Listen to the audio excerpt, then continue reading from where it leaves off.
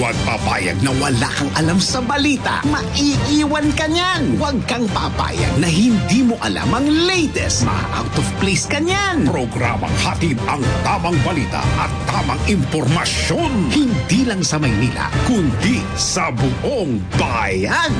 Ronda Pilipinas. Pinakabago at pinaka-updated na mga pangyayari. Ihahatid live. Ronda Pilipinas. Kasama ang gigising sa inaantok mong dugo, si Dennis Antenor Jr. Ronda Pilipinas. Makinig sa buong Pilipinas sa DWIZ Manila hanggang saan mang sulong nationwide sa lahat ng DWIZ local stations sa buong bayan. Watch din ng live sa Aliw 23 at sa Facebook at YouTube ng DWIZ Ronda Pilipinas.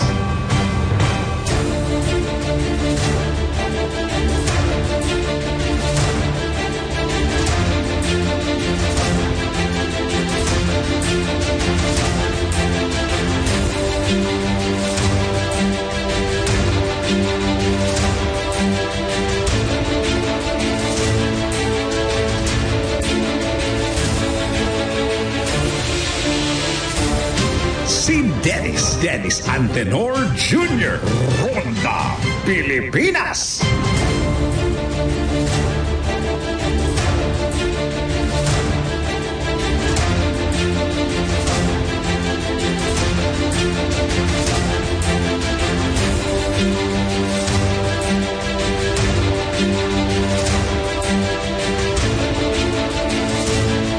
Magandang araw Pilipinas! Narito mga headlines sa Ronda Pilipinas. Ronda Pilipinas. Mas maraming investment inaasahang maiuwi ni Pangulong BBM mula sa kanyang working visit sa Japan. Ronda Pilipinas. Dalawang Pinoy sugatan matapos ang magnitude 7.8 na lindol sa Turkey. Ronda Pilipinas. Mahigit 30 milyong SIM card sa bansa rehistrado na.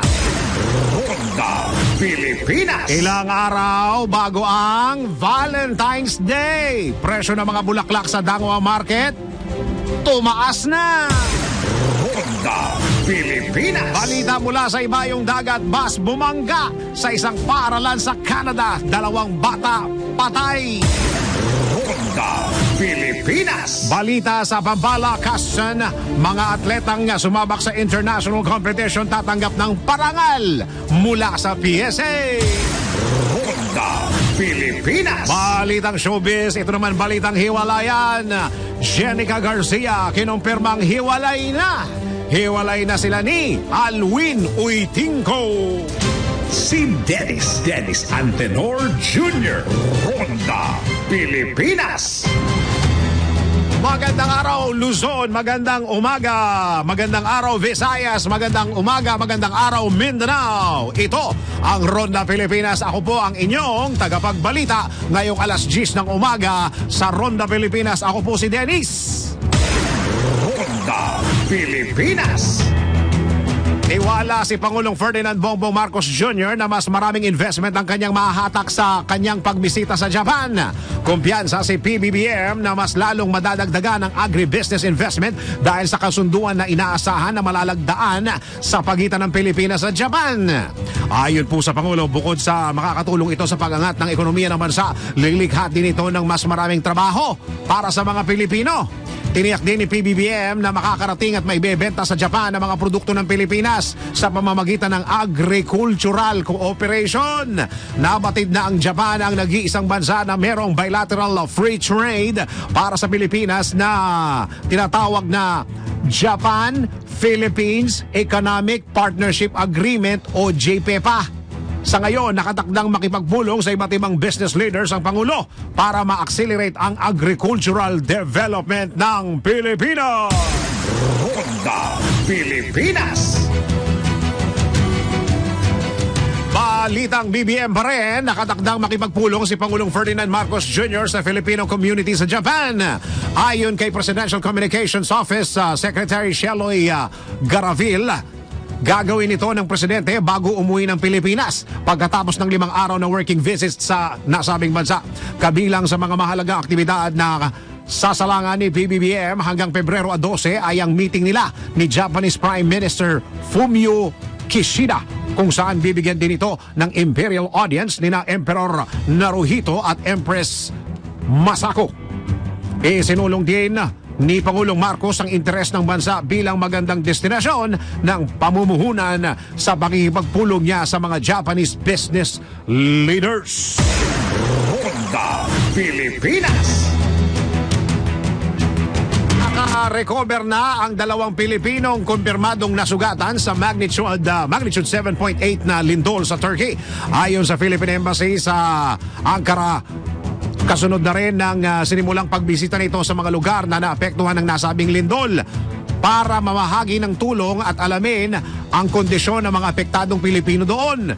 Personal na pinaunahan ni Ambassador Maria Elena Algabre ang animoy initial mission nila para bisitahin ang mga lalawigan sa Southeast Turkey na naapektuhan ng nasabing pagyanig. Una nang inihayag ni Algabre na nasa 248 248 na mga Pinoy ang apektado ng naturang lindol. Si Dennis Antenor Jr. Ronda Pilipinas. Tanggap na tayo ng mga report galing sa labas ng himpilan. Pilipinas at Japan, wala pang formal dialogues ukol sa VFA. Alamin natin ang report ni Patrol 13, Gilbert Perdes. Gilbert, go! Wala pang formal na usapan sa pagitan ng Pilipinas at Japan ukol sa Visiting Forces Agreement o VFA. Itong nilinaw ni Pangulong Ferdinand Marcos Jr. matapos matanong ng media tungkol sa panukalang pagpapalakas ng ugnayang pandepensa sa matagal na nating kalyadong bansa. Bagamat wala pang formal dialogue singgil sa VFA, pinaliwanag ni Pangulong Marcos na tumutulong ng Japan sa Philippine Coast Guard sa usapin ng capacity building kabilang na ang pagkakalob dito ng mga kagamitan o equipment. Naniniwala rin si Pangulong Marcos na tutulong ang Japan sa pagpapaganda o rehabilitasyon ng Coast Guard Station sa Subic sa Zambales. Layunin na nito na matiyak ang freedom of passage sa South China Sea. Nais naman ni Pangulong Marcos na mas tumibay pa ang relasyon ng bansa sa Japan sa pagbisita niya simula kahapon Pebrero 8 hanggang Pebrero 12 huyan. Mahigit 200,000 mga Pilipino na ang naninirahan at nagtatrabaho sa Japan sa 67 taong diplomatikong relasyon ng Pilipinas sa naturang bansa. Patrol 13, Gilbert Perdes para sa impilang may todong lakas. DWIC nagbabalita ng tama, naglilingkod ng tama. Ronda Pilipinas.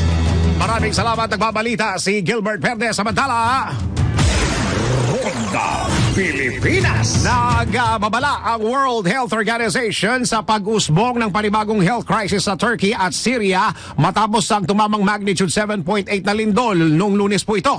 Ayon sa WHO, hamon ngayon ang oras sa pagsasalba ng buhay at matiyak ang buhay ng mga survivors sa kabila ng mahirap nilang kalagayan. Sinabi ni Robert Holden, Earthquake Response Incident Manager ng WHO, na marami silang nasagip mula sa sakuna. Gayman, limitado niya ang akses sa tubig, langis, kuryente at maging sa komunikasyon.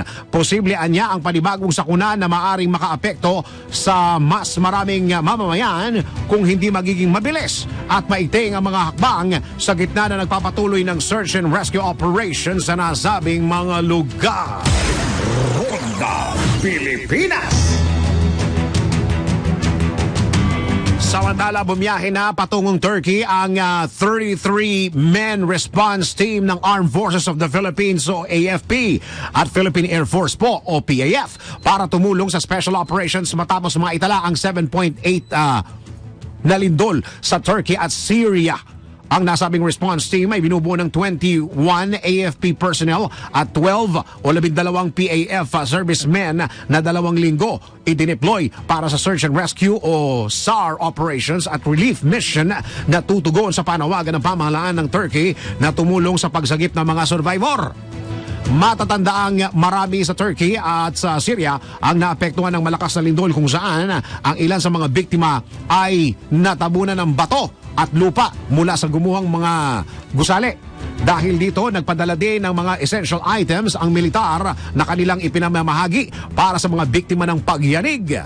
Samantala, kabilang din sa mga miyembro ng contingency ay mula sa Office of the Civil Defense o OCD, Department of Health o DOH, at Metropolitan Manila Development Authority o MMDA na katakda ding umalis ngayong araw. Ronda Pilipinas! Samantala, binigyan din ng Philippine Institute of Volcanology and Seismology o PHIVOLCS na mahalagang maging handa ang publiko sakaling tumama ang malakas na lindol. Sa panayam ng DWIZ, sinabi ni PHIVOLCS Director Ronda Pilipinas. Samantala, tanggap tayo ng report galing sa labas ng himpilan. Chacha, hindi napapanahon. Alamin po natin ang report ni Patrol 19 Sally Ortega Bueno. Aling Sally, go! Bagamat kailangan ng pagbabago na ating konstitusyon para mapahusay ang sistema ng gobyerno, pero ayon kay Senate Minority Leader Coco Pimentel, hindi ito napapanahon. Gate ni Pimentel, sa ngayon ay sobrang abala ang publiko sa pagharap sa pang-araw-araw na hamon ng buhay. Makapaghihintay anya ang panukalang pag-amyenda sa ating saligang batas. Dapat anyang unahin ay ang pagtugon sa araw-araw na suliranin ng ating mga kababayan tulad ng kung saan kukuha ng pagkain para sa pamilya, paano tutugunan ang patuloy na pagtaas na presyo ng mga bilihin o inflation, ang kawalan ng trabaho, ang problema sa korupsyon, mataas na cost of living at iba pang pangunahing suliranin na kinakaharap ng taong bayan. Iginit pa ni Pimentel na bakit uunahin ang pagbabago sa mga economic provision ng ating constitution, gayong ang kailangan baguhin ay political provision. Matatanda ang isinusulong ni Pimentel at ng political party nito ay baguhin na ang forma ng gobyerno mula presidential patungong federal form of government. O narito yung naghain ng resolution Senator Robin Padilla na nagsusulong na baguhin ang mga economic provision ng constitution via Constituent Assembly o CONAS. Ito sa Patrol 19, Sally Ortega Bueno para sa himpilang metodong lakas sa DWIZ. Nagbabalita ng tama, naglilingkod ng tama. Ronda Pilipinas! Samantala, pumalo na sa maigi 30 milyong subscriber identity module o SIM card sa Pilipinas ang nairehistro na. Dami 30 milyon. Ayon sa Department of Information and Technology o DICT, ang 30,010,694 registered SIM cards ay kumakatawan sa 17.76% ng mahigit 168 million subscribers sa Pilipinas. Nako, wala mo lang sa kalahati, 30 million, 10,000 pa lang yung na-register. Pero kung tutusin, yung subscriber ay 168. Nakapagtala ang Smart Communications ng 15,475,120 SIMs na nairehistro. Sumunod naman ang Globe na may 12,203,967 at dito Telecommunity na may 2,331,607 na rehistradong SIM cards. Pinaalalahanan naman ng DICT ang publiko na kumpletuhin na ang kanilang SIM registration gamit ang official channels ng Smart, Globe at Dito Telecommunity. Ronda Pilipinas! O doon sa mga magbibigay ng bulaklak ngayong Valentine's Day, makinig, makinig, makinig! Actually, kasama yung panginginig. Makinig at manginig dahil, syempre, nasaan naman to tumaas na ang presyo ng mga bulaklak sa Dangwang Flower Market sa Maynila ilang araw bago ang Valentine's Day. Pumalo sa 200 hanggang 300 piso ang aumento. Dami no, grabe naman to. Sa kada bundle ng mga bulaklak, depende sa klase. Sa ngayon, ang presyo ng red roses, makinig kayo red roses daw, nasa 600 hanggang 800 pesos kada dosena. Habang mabibili naman ang light pink roses sa halagang 400 pesos hanggang 700. At ang white roses naman ay mabibili mula 400 hanggang 700 pesos per dozen. Tignan mo kung ano nga ibig sabihin ng pagbibigay ng red roses, white roses, at saka pink roses. May mga ibig sabihin to Diba? Yung white roses parang malinis na intensyon. Yan. Oo. Yung red roses naman ay yun na. Ang isang piraso naman ng sunflower ay ito'y malaki. Ay nagkakahalaga ng 250 pesos hanggang 300 pesos. Habang ang 3 pirasong sunflower ay mabibili mula 500 pesos hanggang 600 pesos. Mahal naman to, biskwit na lang bigay nyo. Inaasahang tataas pa ang presyo ng mga bulaklak habang papalapit ang Valentine's Day. Ronda Pilipinas. Ang mamahal ng mga bulaklak ngayon, samantala kaugnay sa Valentine's Day, nagkasa ng sariling Valentine gimmick ang Philippine Postal Corporation sa pamamagitan ito ng Pada Love. Linawin ko Pada Love. Ayan, syempre parang padala yan eh. Ito sa kanila is Pada Love. Tingnan mo nga naman yan. Mawadala ng bulaklak, bigyan ka lang ng sibuyas, okay na yan. Magpapadala o magpadala, kiligin, ma-in love, service package, partikular ang Singing Kartero.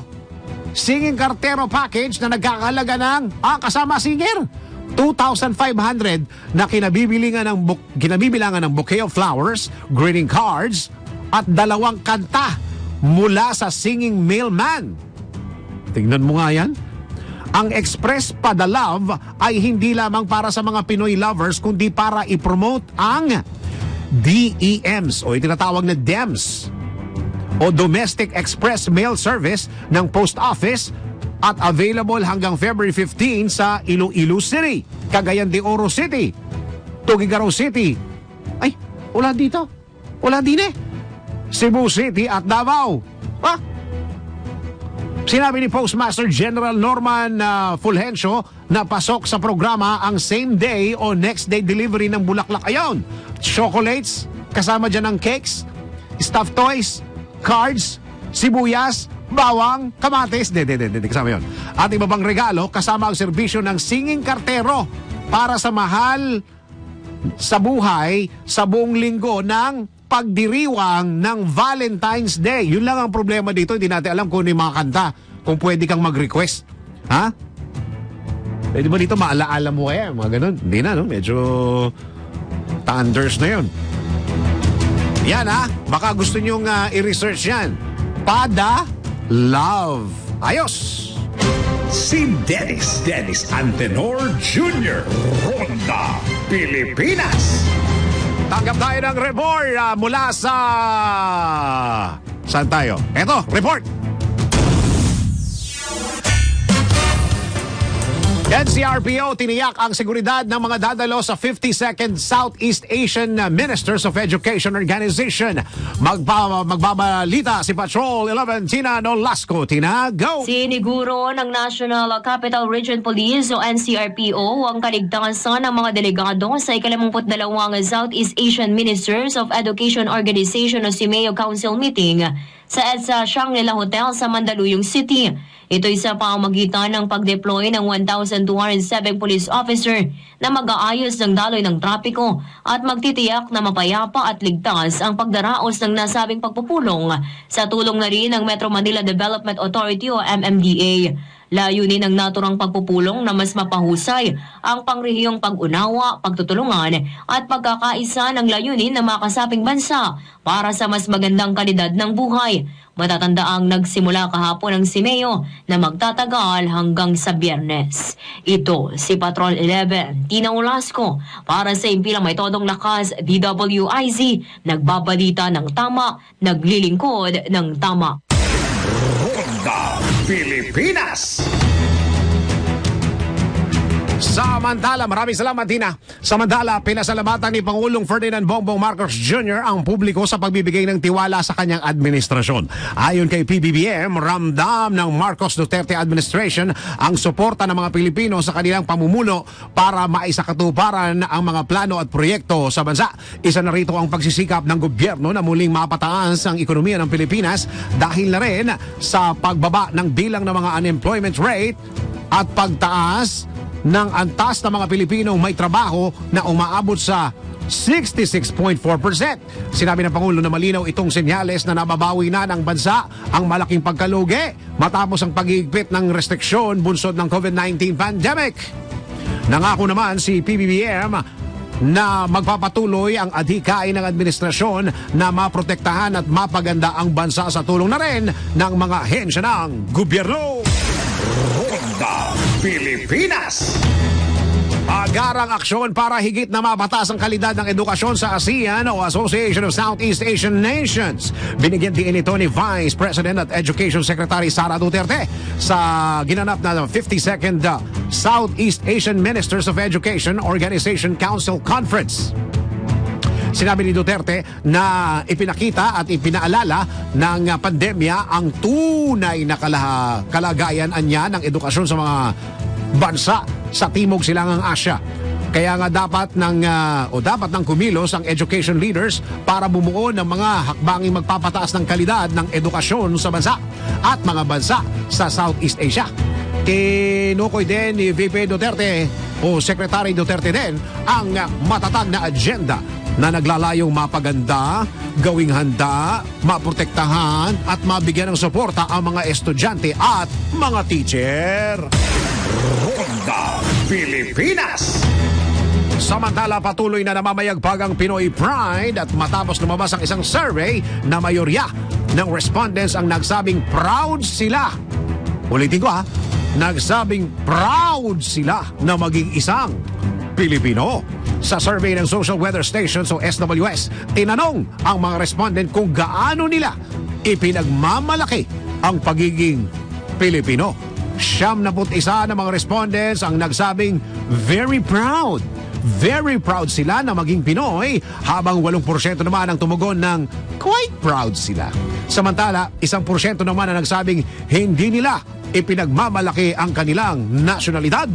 Isinagawa ng SWS survey sinagawa ng SWS ang nasabing survey sa 1,200 adult respondents mula December 10 hanggang 14, 2022. Ronda Pilipinas. Samantala, tanggap tayo ng isang report. Panukalang batas ukol sa condonation ng utang ng Agrarian Reform Beneficiaries ipresenta na sa plenaryo ng Senado. Magbabalita si Patrol 19 Celi Ortega Bueno. Celi, go! Inisponsoran na sa plenaryo ni Senator Cynthia Villar ang panukalang batas na tutulong sa mga agrarian reform beneficiaries na makaahon sa pagkakautang. Ito ay ang panukalang New Agrarian Reform Emancipation Act o yung Senate Bill number 1850 na naglalayon ng condonation o pagbura sa mga utang sa bangko ng beneficiaries ng Comprehensive Agrarian Reform Program o CARPA. Ayon kay Villar na chairman ng Senate Committee on Agriculture, Food and Agrarian Reform, hindi na pababayaran ang principal, interest, penalties o surcharges ng annual amortization para sa lupa na hindi nabayaran ng CARP beneficiaries na abot sa 14.62 billion pesos ang halaga. Ididismiss na rin ng Department of Agrarian Reform lahat ng kaso ukol sa hindi pagbabayad ng utang at magiging exempted na rin ang mga ito mula sa state taxes. Pero may kondisyon na hindi ibibenta o ililipat sa iba ang pagmamayari ng lupa sa loob ng 10 taon maliban kung ipamana o kung ipapasok sa land bank o sa gobyerno. Sinabi ni Senator Villar na magiging malaking tulong ito sa mga magsasaka para makaahon sa naging epekto ng pandemya, African swine fever, avian flu, mataas na presyo ng abono, petrolyo, farm inputs at ng climate change. Ito sa Patrol 19, Celi Ortega Bueno para sa Impilang Metodong Lakas sa DWIZ. Nagbabalita ng tama, naglilingkod ng tama. Ronda Pilipinas. Maraming salamat, Celi Ortega Bueno. Samantala, tuloy ang mga balita sa Ronda Pilipinas. Ronda Pilipinas. Posibleng ideklara ang outbreak ng hand, foot, and mouth disease sa Banga, South Cotabato. Kasunod na rin ito ayon sa Municipal Health Office ng naitalang 200 kaso ng HFMD mula sa 20 barangay sa bayan ng Banga. Ipinabatid ni Municipal Health Officer Dr. Ellen Quitilla na karamihan sa mga nagkakasakit ay nasa 2 taong gulang pataas o pinakamatanda ay 75 taong gulang. 75. Patuloy naman ang mahigpit na koordinasyon ng Municipal Health Office sa provincial government, gayon din sa Department of Education para magkasana mga hakbangin upang labanan ang HFMD. Napapahala po at saka tutusin, napapaiyak. Napapaiyak kasi kung maalala ninyo, nung nakaraang buwan, ang bilihan po sa bukid ng sibuyas na pula, around 400 pesos bawat kilo. Kasi ang daming trader na pupunta sa farmers natin, gusto makabili kasi binibenta po nila mahal na mahal retail. Yan po. Ronda Pilipinas. Samantala, nakapagtala ng Department of Health na 11 ng 368 na kumpirmadong kaso ng hand, foot, and mouth disease o HFMD sa Davao Region mula Enero 1 hanggang 21. Sa nasabing bilang, 110 ay naitala sa Davao de Oro, 74 sa Davao del Norte, 72 sa Davao City, 77 sa Davao Oriental, 9 sa Davao del Sur at 4 sa Davao Oriental. Ayon sa DOH, karamihan sa mga tinamaan ng nasabing sakit ay mga bata.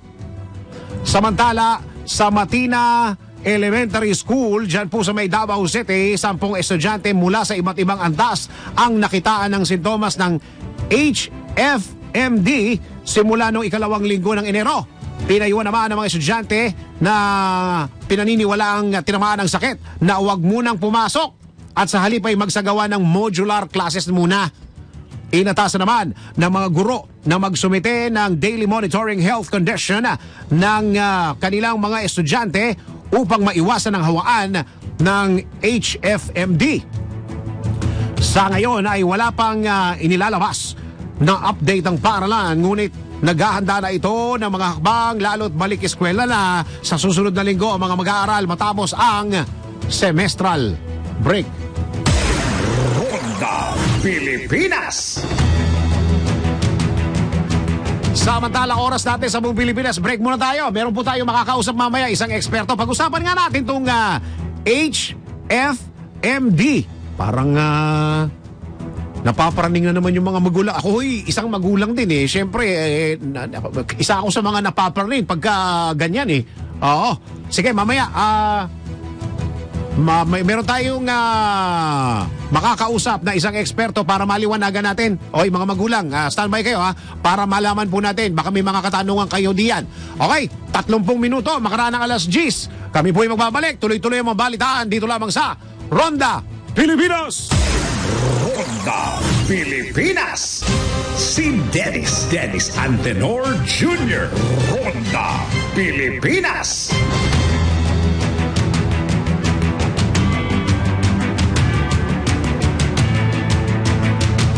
Tuloy-tuloy ang balitaan sa Ronda Pilipinas. Samantala, Ronda Pilipinas. Siniguro ng Department of Health o DOH sa publiko ang mahigpit na pagbabantay sa COVID-19 variants na naitala sa Pilipinas. Ayon po sa ahensya, patuloy nilang minomonitor ang paglitaw ng mga bagong variant. Kabilang na ang Omicron subvariants na XBB.1.5 at CH.1.1 na nadetect sa bansa kamakailan. Sinabi ng DOH na nakipag-ugnayan na sila sa World Health Organization o WHO upang matukoy ang kakayahan ng kasalukuyang mga variants ng virus na kumalat ngayon sa buong mundo. Bukod pa dito, isinailalim na rin sa genome sequencing ang mga variant ng COVID-19 para mapaghandaan at malaman ang pinaka-target na sa age group population dahil sa pagiging variant of interest nito na mahusay umano sa pagpapahina ng immune system ng isang individual. Dahil dito, patuloy na nagpapaalala sa publiko ang DOH na sumunod sa ipinatutupad na health protocols at magpabakuna. Si Dennis Antenor Jr. Ronda Pilipinas. Samantala, meron po tayong makakausap sa linya po ng telepono. Pag-usapan po natin ang hand, foot, and mouth disease. Okay. So nasa linya natin ngayon ang presidente po ng Philippine Medical Association, si Dr. Minerva Kalimag. Doc, magandang araw po. Hello, good morning. Good morning, Doc. Okay, Doc, pwede ho ba namin makuha ang inyong, ito ho muna, pwede ho bang, sa dami-dami ho ng kaso ng aking binasa, dito ho sa aking balita kanina pa, Doc, pwede na ho ba nating sabihin na may outbreak po itong sakit na ito sa Pilipinas? Ano kasi yan kung talagang under control siya, pagkatapos siya ay nakita natin sa iba-ibang parte ng Philippines na. So pagka ganun, pwede natin sabihin na may outbreak. No? Opo, ano pong ibig niyo sabihin pagka... Kasi yan, virus din yan Oo, tama po. So, tama. virus siya, no? So dapat ang importante sa lahat, kung alam natin na sa isang lugar kunyari ay kumakalat siya, dapat talaga, lalo na yung mga bata, no? Hawak sa isang bagay, pagkatapos kukusutin ng mata, ilalagay sa bibig, diba? So, yun, importante na ma-prevent natin, ang ang pagkalat. Pagkalat. Oo. Doc, so yung mga, lalo na sa mga, animals na yung mga stray dog. Mga stray dog, mga stray cats. Ganon. Mga... Oo. Mga askal, yung tinatawag, yung mga asong kalye, yung napapabayaan sa labas, ganon. Opo. So, dapat yan, kung sarili ninyong animals or pets, dapat bakuna. Naka-contain sa isang lugar para hindi nga siya mahawa sa iba. So, yun. Tapos kung tayo naman, pet natin ito, yung pala nahawa siya sa ibang animal sa labas, no? Oo. E di, nahahawa ng tao. Oo. Yung mga animals na pinag-uusapan natin as pets, Doc, wala ba bakuna doon para dito sa HFMD? I'm not sure Oo nga pala. Meron tayong bakuna ngayon, di ba? Naku, Diyos ko, aso yung pinag-uusapan natin. Doktor pala ng tao itong kausap natin. Sorry. Okay. Doc, kasi nung last year, nung nalaman ko po itong HFMD, akala ko ito pang bata lang. Parang ang nababalitaan ng mga nababasa ko sa social media, nababasa ko sa periodiko, napapakinggan ko sa radyo, napapanood ko sa TV, parang mga bata. Pero ngayon, may mga matatanda po na nahahawa. Doc, ano?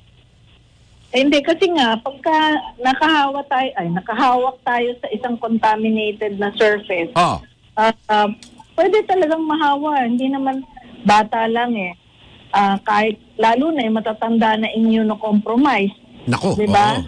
Oo, may sakit na dati. Oo, walang bakuna pa nga talaga. Oo. So, yan. So, ibig sabihin, pati bata, delikado din Opo. Oo. Bakit? Lalo na sila kasi mga bata hindi naman yan mayat maya may habit na pag may humawak sa isang bagay, maghuhugas agad ng kamay, di ba? Oo, tama. Mabuti nga tayo ngayon. At least, meron na tayong mga hawak-hawak na pag-disinfect, di ba? Saka tayo parang nasa behavior na natin, nasa muscle memory na natin na meron tayong alcohol na dala. Kahit saan tayo magpunta, lagi tayong alcohol ng alcohol, di ba, Doc? Opo. Oo. So siguro, yun na lang ang ating dapat nating tandaan. Tama. Doc? Sa lahat ng sakit, virus to. Although walang bakuna. Yes. So ang talagang maigi ay mag-ingat tayo. Opo. Tama po yun, Doc. Para wag kumalat. Doc, itanong ko lang po yung, kasi kadalasan pagka merong ganito, HFMD, tapos butlig-butlig ito, tapos may mga tubig-tubig. Minsan, napagkakamalan ng mga magulang na ito'y bulutong tubig. Ano ho ba ang pagkakaiba? Tapos yung bulutong tubig, yan ay pinalilipas lang Dok no? Maski nung ako'y bata pa, pinalilipas, hindi ka naman talaga dinadala sa doktor niyan at pinalilipas na lang yung bulutong tubig na yan. Ano ho ba ang pagkakaiba nitong bulutong tubig dito sa HFMD na ito? Dok, go ahead. Self-limiting din naman to. Oo. Oh. So, madalas mild lang siya, no? Opo. Meron din siyang fever, pero kadalasan yung mga sakit na, yung mga source, no, na tinatawag natin, nasa may paligid ng bibig, no? Paligid ng bibig. Opo. Yan. Meron ding rash, blisters. So, talagang pwede nga siyang mapagkamalan, ano? Na Bulutong tubig. bulutong tubig. Oo. So, oo. Kapag ganyan, talagang dapat mag-segregate, no? Yes. At saka siguro siguro sa inyo na rin manggaling Doc Doc Minerva na pagka merong mga ganitong mga sintomas ang anak ninyo, wag na nating isipin na ito'y bulutong tubig, ipa-check up na natin.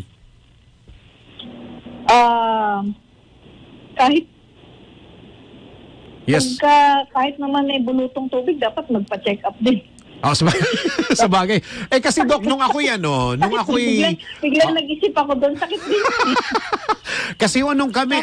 Napaisip ako bigla. Oo. Pero kasi yun, isa pa yun yun. Kasi mga bata kasi, magpupusot. Tama. Lalo na kung nasa kamay yung kanilang mga blisters, di hahawa na yung punta na sa mata, pupunta na sa ilong. Oo, tama. Kasi nung ako'y bata-bata, Doc, yung mga ganyan na mga bulutong tubig, tinitiis lang yan ng ilang araw, hindi ka nagpapadoktor. Sa bahay, gumagaling ka lang, Doc, hindi rin natin alam, baka hand, foot, and mouth disease din yung dati natin. Oo nga. Sintomas naman ang pag-usapan natin, Doc. Ano ho ba yung mga sintomas nito? Yung ikaw ay magkakaroon ng HFMD. Lalagnatin ka rin ba rin Meron ding lagnat. Opo. Saka yung masakit na mga sores sa bibig. Tapos yun nga, yung mga rashes na may blister. Sa kamay, sa paa. Oo. Sa loob ho ng bibig, wala hong ganon? Yung walang singaw, walang ganon? Sores, yun nga, parang singaw. Sa loob ng bibig? Yes. Okay. Kaya pala dito sa sinasabi ko, pwede kang kumain ng popsicle at saka ice cream. Kasi nga, hindi mo na kailangan hindi mo na kailangan nguyain. Opo. Okay. Okay na po tayo kasi may lakad ho kayo. Nasa meeting po ako. Naku, pasensya na ho kayo. Doc, sige, maraming sa oras po ninyo. Maraming salamat din po. Okay, thank you po. Tayo mag-iingat, maghugas ng kamay para ma-prevent ang pagkalat nito. Yan. Maraming salamat po. Okay. Maraming salamat si Doktora Minerva Kalimag. Talagang ganun tayo sumisingit lang sa oras ni Doktora. Tama ho yung sinabi ni Doktora dahil parang sa binasa ko kanina na article kanina on my way here sa istasyon, yung bulutong tubig at saka yung HFMD halos parehas. Pero kasi kami, nung maliliit kami sa probinsya, yung bulutong tubig pinalilipas lang yun. Di ba? Hindi ka lang papasok. Pero ngayon, kahit na bulutong tubig yan, na pwedeng maging HFMD, ay, nako, dapat magpa-check up na. Ito bago tayo mag-commercial, ano lang natin dun ho sa mga baby. Okay, yung mga baby po, ano po? Okay. Yung mga baby po ay pwedeng magkaroon ng HFMD. Okay, paalala ko lang ito Itong mga baby na ito ay merong diaper. Okay?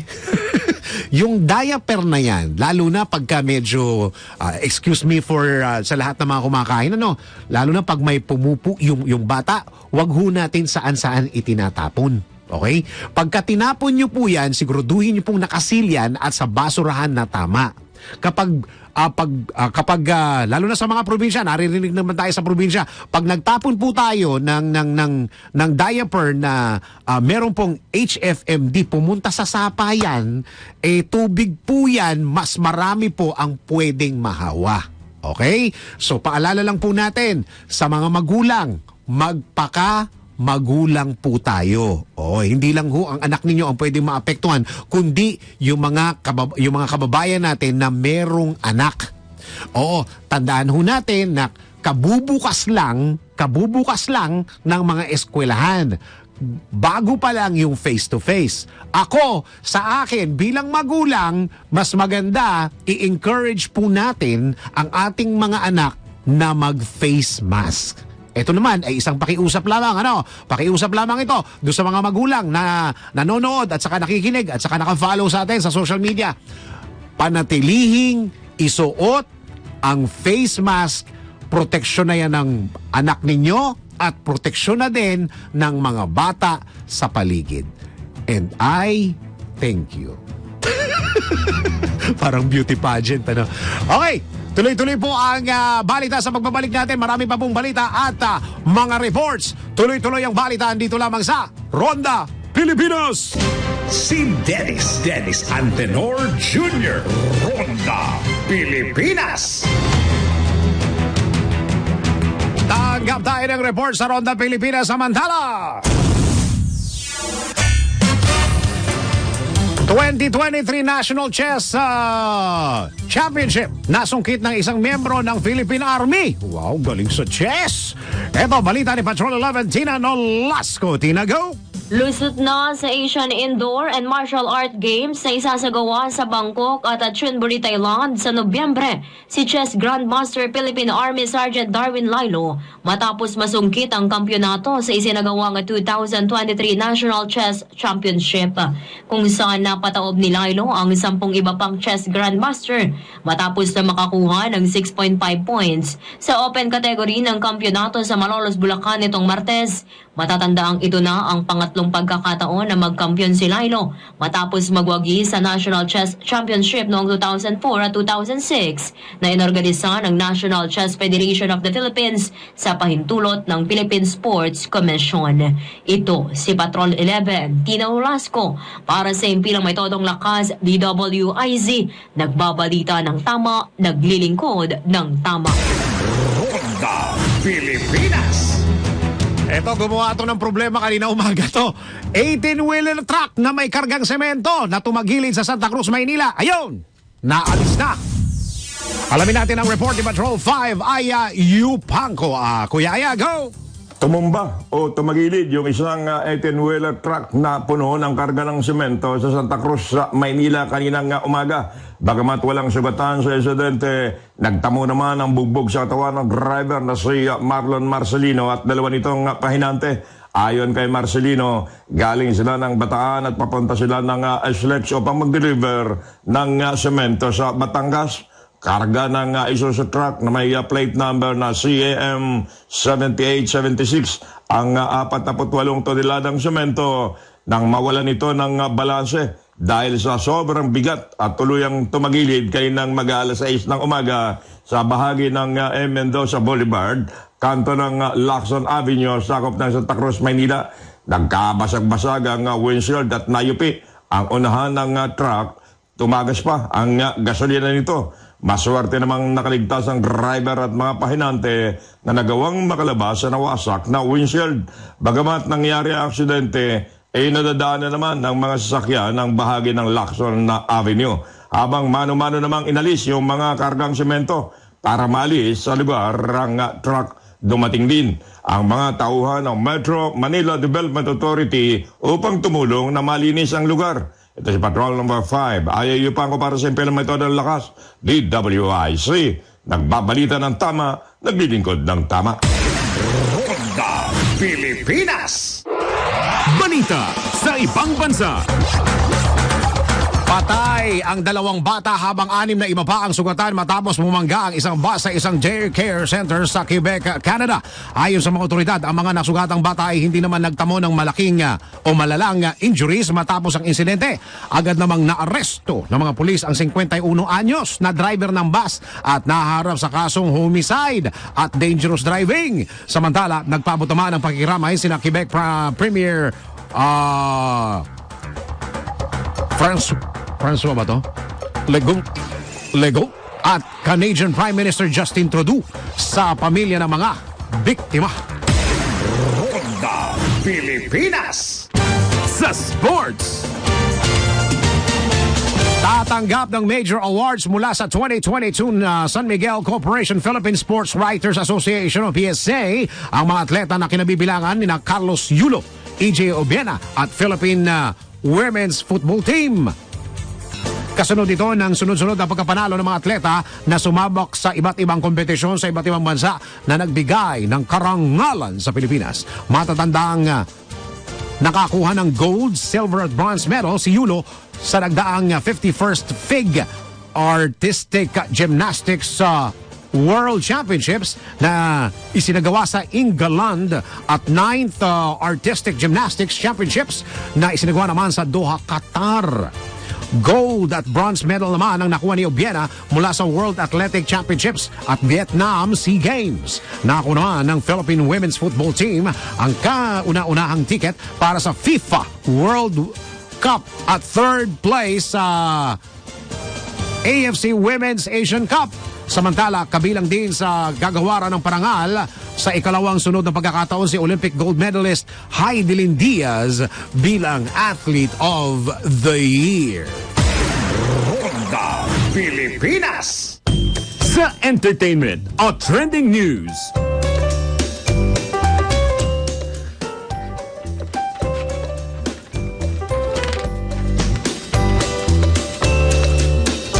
Akala ko showbiz pala. Google. Ang nasa ako yung trending news yung pala entertainment. Okay. Sige. Showbiz tayo. Matapos ang ilang buwang espekulasyon, kinumpirma na ng aktres na si Jenica Garcia. No! Hiwalay na sila. Hiwalay? Ba't itong mga to? Magba-Valentine's, naghihiwalay kayo? Sa isang panayam, isiniwalat ni Jenica na magdadalawang taon na silang hiwalay. 2 taon na pala. Aminado ang aktres na ayaw niyang pag-usapan sa publiko ang kanilang paghihiwalay bilang respeto na rin sa pamilya ng aktor. Iginit pa ni Jenica na ayaw niyang dumating ang araw na hindi siya makatingin sa mata ng kanyang mother-in-law dahil kahit anya natapos na ang kanilang relasyon ni Alwin ay mananatili silang pamilya. Sinabi pa nito na nagsalita na siya sa issue para matuldukan na ito at makamove on na rin. Matatandaang noong February 2014 nang ikasal sina Jenica at Alwin at nagkaroon ng 2 anak na sina Mori at Alessi. Nako ito mga balitang ganito gusto ko malaman ng mga kabataan nito para ma-realize nila ang pag-aasawa hindi ganun kadali. Diba? Hindi ganun kadali. Tingnan mo itong dalawang to. Nung kasal talagang bonggacious ng kaunti. Tapos pag nakita mo sila, parang in love na in love. Tapos yung pala, yun. Nagkahiwalay. Yun lang. Ronda Pilipinas. Wait. Merong nagsa-celebrate na kanyang birthday. Meron tayong birthday girl today. Ang aliw HR manager na si Miss Ana Cancino. Ayan. Miss Ana, ano na? Alam mo naman to si Miss Ana. Nako! Ano yan? Maramdamin yan. Sensitive yan Sensitive yan. Maramdamin yan Nararamdaman niya yan. Okay. Antabayanan niyo po ang susunod na programa na Yes Yo Talk Show with Doc Shelihano. Maraming salamat Pilipinas. At yan ang naging balitaan sa Ronda Pilipinas. Ako po ang inyong nakasama tagapagbalita. Ako po si Dennis Antenor Jr. Nagbabalita ng tama, naglilingkod ng tama. Si Dennis Antenor Jr. Ronda Pilipinas.